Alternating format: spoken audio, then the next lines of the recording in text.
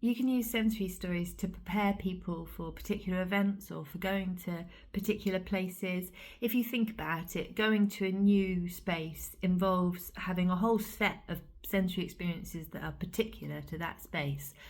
So let's think of one that's particularly sensory, like going to the swimming pool. Going to the swimming pool, that's a very set of sensory experiences, isn't it? You think about that from a sensory perspective. What is it? You walk into a building that's probably got lots of tiles. There's probably a particular visual pattern that goes on around you. You smell the smell of the swimming pool. When you come out onto the side of the swimming pool, the sound quality is different in those spaces because of the way that sound reflects off the hard environments and bounces off the water. You get into the water, you are wet, which is a really extraordinary and very particular sensory experience. Underwater, there's loads. You have to wear goggles, you might have to wear a wristband that tells, for your locker or to tell you whose turn it is in the swimming pool. There's lots of very particular sensory experiences that are associated with going swimming.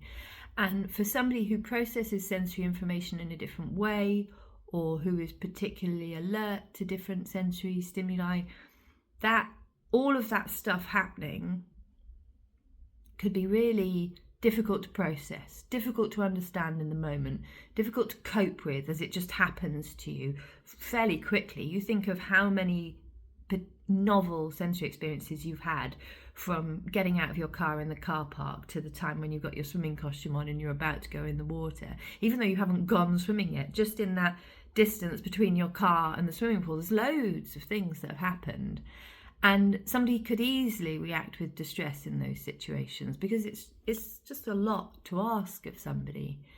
And it might not be that their distress indicates, I don't like this environment, or I don't want to go swimming, or I wouldn't like swimming. It could just really simply be that this is just a lot. Like, I'm dealing with a lot here. And the lovely thing about making a sensory story to prepare somebody for an event like that is what you would do is you would think very carefully about what those experiences would be, which is, I was just doing it a little bit as we started this film. What are you gonna sense first? What are you gonna see? What are you gonna hear? Are there those little bing bong chimes that the leisure centre uses to do announcements? What are the sensory experiences going to be? Figure that out.